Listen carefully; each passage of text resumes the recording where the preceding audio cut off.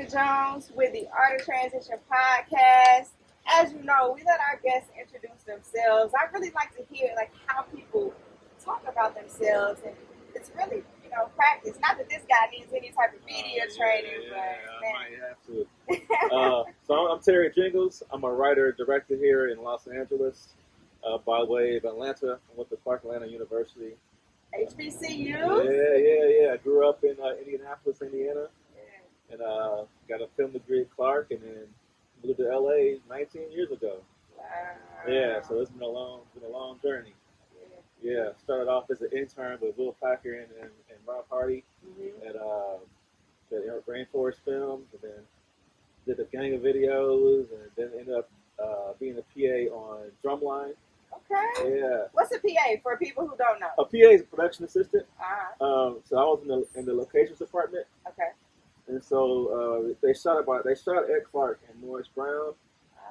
So since I had already gone there, obviously I knew the location really well. Okay. So I was a locations PA, and then worked on that from October to February of 2002. And that's where I met all my friends to this day. Omar Dorsey, Shay Roundtree, and Jason Weaver. Yeah. That was my foundation to move to LA. So I moved to LA about 2 weeks after we finished that movie. What? That was a quick transition. I'll tell you what happened though. See, what happened was that on January 2nd, 2002, it snowed in Atlanta.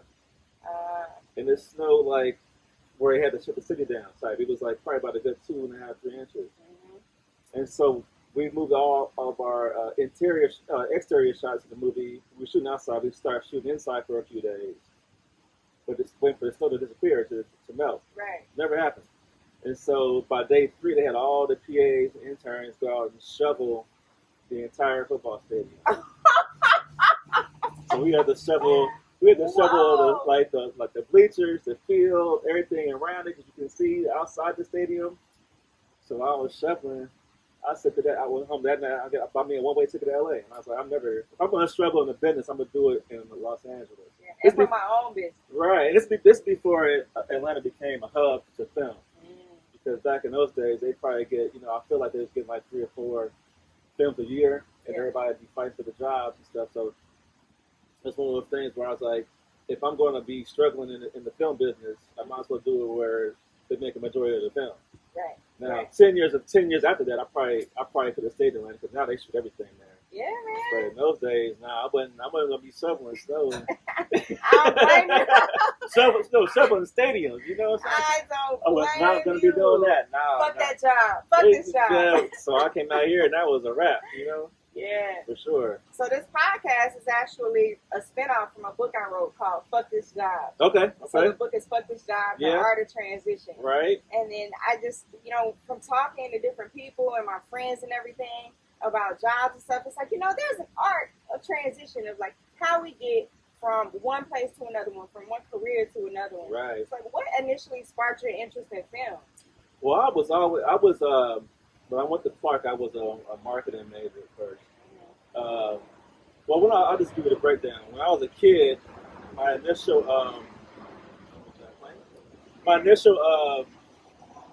dream was to be a photographer. And then I was kind of discouraged from that because I was from Indiana and people weren't making no money being photographers. So then I wanted to be a greeting card writer. I just thought that was a cool thing. So I like writing and stuff. Yeah. And I was also discouraged from that. So when I got to high school, I was like, I'll do marketing. You know what I'm saying? So I became a marketing major.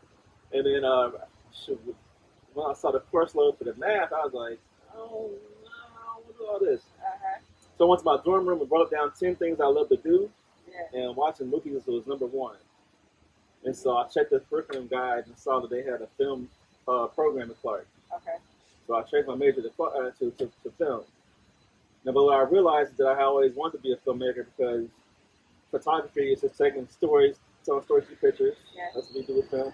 Photography is telling stories through pictures. Yeah. And then writing greeting cards, just write things that move people in a certain way. That's what writing is. And marketing, that's just all the hype behind it. And So I've always wanted to be a filmmaker. I just didn't know. Yeah. I just pieced off them all together, you know. So that's and then when I got to the mass comm film department to start taking classes, they just felt like home. Everybody had good energy, and it was like there was a hustle and a good joy to it that I didn't have in those business classes. Because like, you know, they want you to be wearing ties and I just didn't want to. That just wasn't me, you know. So you know, that's how I got there. That. So you got a film that is doing really well. Like you're in the festivals and such now. Yeah, like, it's been cool. It's called BTSD. Yeah. It stands for Black Traumatic Stress Disorder, and it's BTSD. Yeah. And so it deals with the psychological effect of seeing Black people murdered from the police. This effect that it has being showed on TV and on your phone all day. Yeah. We weren't ever like, you know, seeing murder on TV was never anything. It's not normal. No, it's not normal. And so if that replays it to a lot, that it desensitizes you from that stuff. Yeah. Ourselves or how others look at us. Yeah. Not as real people. So what that effect has on people, that's what the film was about. So we were just in the we was at the San Diego International Film Festival. We just won the Audience Award at the Indie Short Film Festival.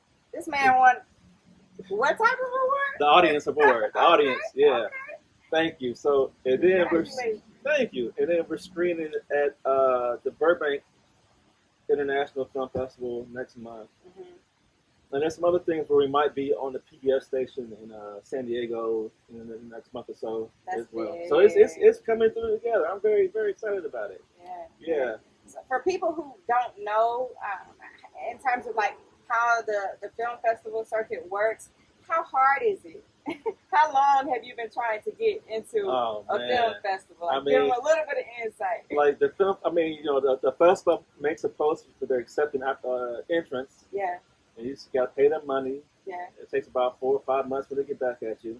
And it's really hard. Like we've probably been in like 5 festivals, but we've probably been denied from like 8. Oh, wow. You know what I'm saying? So it's like every yes counts. Yeah. Especially during COVID, because like everything was online now. So more people could see it. So that was my approach, because I knew everybody couldn't go to the festival. So just to be in as many festivals and get as many eyeballs on it as we could was pretty cool, though. I really love the idea of you talking about trauma. You know, mental health is one of the things, like so many Americans, just everybody all over the world, not just Americans, the world suffered you know, because of what happened in 2020. Sure. So it's like now the spotlight is being put on, especially Black people. Like, we are talking more about mental health and how things affect us. So it is important to note that, like, we have trauma to deal with already, as brown people. So on top of that, we got the triggers from all types of different sources. We have the triggers from everywhere that are just reminding us of what's going on with us, with our families, with our loved ones. It creates just a certain level of chronic stress. As a physician, you know, I've had patients who come in and they just say, "Doc, I'm tired." And it's not always like a physical tiredness. Like, it's up to us to start to realize that when people tell you they're tired, it could really have a lot to do with what's going on up here as well. It's like, you know, little baby said it, I'm tired of being tired. Yeah, facts. You know? Facts. I totally agree. Like, I'm a big proponent for talking about anxiety and what causes it. Because I've had anxiety attacks. And it's just not something that we talk about as far as like go to a therapist. Expressing how you feel. And all my stories I try to tell, I try to inquire some kind of insight on mental health awareness. I appreciate you highlighting that, man. Yeah, you got to. Thank you. Because I was like, it wasn't like I didn't know anything about it. I was like, yo, because one day I'm just riding around like, why is my chest feeling tight? Why is this happening? And then, like, you know, it was just a big ordeal. You know what I'm saying? But and thank goodness I didn't have to take any drugs. You know, like what the anxiety pills I forget, Xanax or something like that. Yeah, there's a lot of them. Yeah, I didn't like. They tried to give it to me, but I just had to work it out. You know what I'm saying? But going to see a therapist helped a lot too. Yeah, you know and that's what people don't realize. First, it's like, okay, come back to your body. Like, how is this situation making you feel, like, in your body? Yeah. You know, and then you start to think about, like, who am I around? Like, why is this happening? Is it because traffic is bad, or is it because the cops are behind me and I've already seen people get murdered? Or is it just because, like, I need to get more organized? Like, I'm anxious and I'm rushing because I didn't plan properly. Like, all of these different things really play into our psyche. Yeah. It's important that we start to just really talk about the traumas. Like, talk about it. It's okay. We all have it. I was recently on a panel with David Banner. For the Black Wall Street Atlanta. It was like a Black Business Expo. And, you know, we talked about trauma and how, like, we really need to talk that out. And nowadays, like, telemedicine exists. You can do that over the phone. Like, I talk to my therapist over the phone. That's dope. Yeah. Nah, it's just bringing awareness to it. And especially removing like the, whatever the word is, where, especially for men to talk to people. The stigma. Like, the stigma, yeah. Because a lot of men, especially Black men, like, you know, we kind of like hold stuff, man. Or, you know, but, you know, it's good for all of us to embrace it, but especially the fellas. It's okay. You know, so that don't make you weak. That makes you strong. Trying to work it out to be a better person. That make you a better husband, better, you know, better father, better son, whatever. So it's definitely needed. We're human. Yeah. Facts. We're human, and we have emotions. Like, it's important to be able to, okay, you don't have to live in any emotion, but you can recognize it, acknowledge it. Exactly. You know. Exactly. So for people who want to go and find the film, how do they watch it? But right now, it's in how do they support it? Right, it's in the festival circuit, and I believe, I think the Burbank Film Festival will have an online screening as well. Okay. So if you follow me on Terry Gingles, Terry _Gingles, TERRY _GINGLES at Instagram. I always post when I have something, when it's going to be streaming somewhere. Okay. So I believe the Burbank Festival, the next one, that's going to be in September 9th to the 12th. Okay. But there might be one to come up sooner, and when it does, I'll post it, and I'll keep you posted as well on all that stuff. For sure, man. I can't wait to check it out. Yeah. So hold on, let me ask you a question. Yeah. What inspired your book? So as a physician, you know, we invest like $250,000 in our education, right? And then we get these positions, and you don't really learn the business of medicine in medical school. You know, sometimes you can have a mentor that'll kind of take you under their wing and teach you, you know, this and this and that. Right. But the business of medicine is something that doctors don't really learn. So I was excited, you know, to get this job. I was working as a primary care physician, going to different offices for a large organization in Atlanta. And then I started to pay attention to, you know, the culture of the place and the diversity and how, like, certain things were happening that I wasn't really in agreement with. When I signed on, I was told I was going to be working in, you know, an area I grew up in. So I went to Centennial High School in Roswell. Okay. So I was kind of told I was going to be working up in that area. Well, no. They started putting me all the way in Snellville and Lawrenceville. Like, I'm having to drive an hour to get to work, an hour to get back home, sitting in Atlanta traffic, man. It's a part of work that people don't talk about. So I said, you know what? I've been doing this for a couple of years now. Let me just try to get a Monday or a Friday off, because you have that working person's tax. Right. The movies are higher on Saturday and Sunday. Flights are higher on Saturday and Sunday, right? Like, all of these things come into play when you talk about lifestyle and work. So I'm thinking, like, if I get a Monday or a Friday off, you know, every week, then that'll give me more time to plan and I can travel a little bit more. I asked some folks for that. They said no. Then I started to see other barriers that were in place. I was very forward thinking. I wanted to do telemedicine in that organization. They said, no, because this is not your title, you can't do that. So fast forward to now we're in 2021, telemedicine is the innovative route to go. If you're not in telemedicine, if you weren't able to establish those type of systems, where were you in medicine? A lot of people were having to close their offices down, you know? So when I got to a point where my dreams were bigger than what I was actually doing, and the system that I was in wasn't allowing me to be able to fulfill those dreams, I just kept getting more and more frustrated with the system and how things were going. So I said, fuck this job. Literally. In fact. I spent some time unemployed. I traveled and really I just continued to write and continued to do poetry and just just connect with my friends and my family. That's awesome. Like, you sacrifice so much in med school. Like, you don't get to do birthdays, holidays, any of that. Mm-hmm. So I really enjoyed it. It was almost like a sabbatical. No, that's you know what I mean? That takes a lot of courage. So thank you for your courage, and thank you for sharing your courage with people. That's dope. Oh man, it's a pleasure. And it's like, we are all such talented people. Like, I did this podcast to highlight Black excellence and entrepreneurship. We can do anything we want, but sometimes we get stuck in a rut. We get stuck in the routines. So I'm here to just continue to inspire people and show people like you. Like, we exist, like, in the flesh. Like, you can reach out and touch us. Right. We're doing amazing things. And it's important for us to create our own media, for us to create our own interviews and tell our own stories, so that we don't have to worry about what so-and-so showed. But, what about the interview right there? What about the interview right there? Right. Yeah. Thanks. I love it, yo. And so that's the motive. I appreciate you having me on here. This is an honor, and I'm very excited. So this is dope. I do not take it for granted. This is cool right here. Thank you so much. I actually have a gift for you. This is the first book I wrote. It's called Jewels of Joy, Memoirs of a Physician in Training. Oh, dope. So I lost a cousin that was really close to me. Oh, I'm sorry about that. And I wrote this book in her honor. Mm-hmm. So it's just one of those things. And now you have a piece of it. I wrote it back in 2012. Oh, congrats. Oh, yes. And I get the autograph. Are you kidding me? Yeah. That's love right there. Super love. For sure. Yes. How long did it take you to write it? I started off as just like writing down my thoughts about the loss of my cousin. It was almost like therapy. It was journaling. Mm-hmm. So journaling is a form of self-care. Yeah. So I let one of her sisters read it. She was like, Erica, this is really good.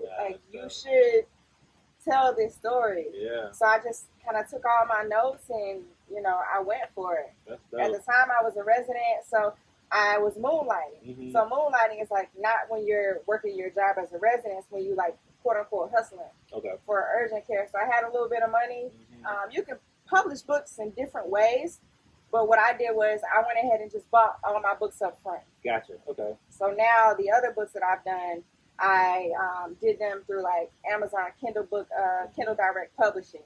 So that way I don't have to worry about, shipping them out, getting them to people. So they take care of the customer service aspect of that. No, it's fantastic. That print to order. I put out a book in 2014, 15, and I wouldn't print to order with Amazon. Yeah.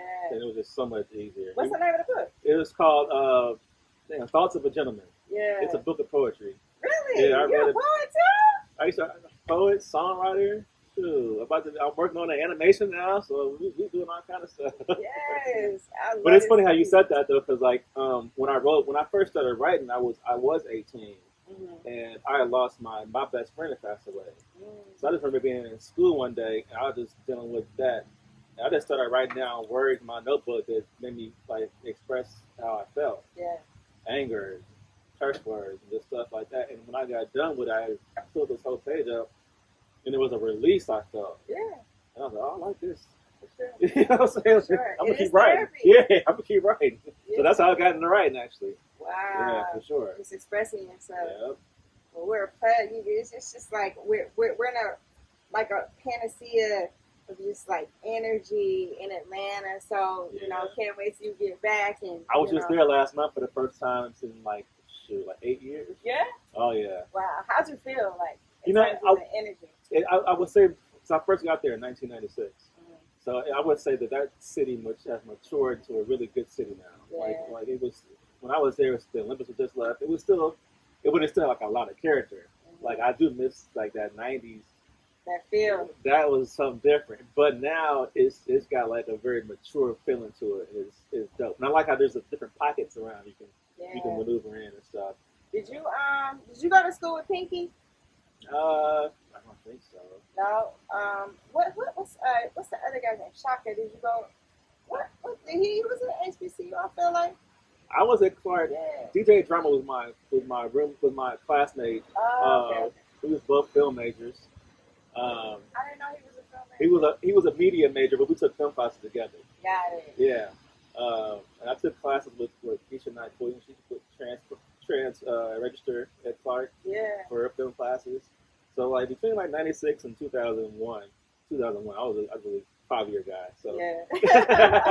But those are some powerful connections you built in those 5 years. Oh yeah, there was a whole AUC renaissance. If you look who was all there at that time, yeah, it was just a lot of cool people. You know what I'm saying? Like like Mace was there, and Eva Pickford was there. Really? And, Bobby Valentino was there. Okay. Like that's homeboy Shay was there. Shay Roundtree was there. Like it was just a lot of dope people that was there. I'm forgetting a gang of them probably. Right. Like Tech Holmes was there. Mm-hmm. Like it was just so many people who are just out in the world doing their thing. You know, so my homegirl Janae Ingram, who was like one of the a big political person now in New Jersey. Like there was so many cool people there at that time. It was just a zeitgeist of dopeness. How do you feel like those connections it just propelled you in the excellence? Well, I just think the that HBCU connections particularly. I just think what it is that it just gave you the confidence that you can be dope. Yeah. Because you just realize you were around the dope people. You're like, man, I'm dope too. Shit. Yeah. You know what I'm saying? Yeah. You know what I'm saying? I don't have no fear about whatever I want to do. Yeah. And then you just see all your peer success too. That inspires you. You know what I'm saying? Like I'm all everybody's biggest fan.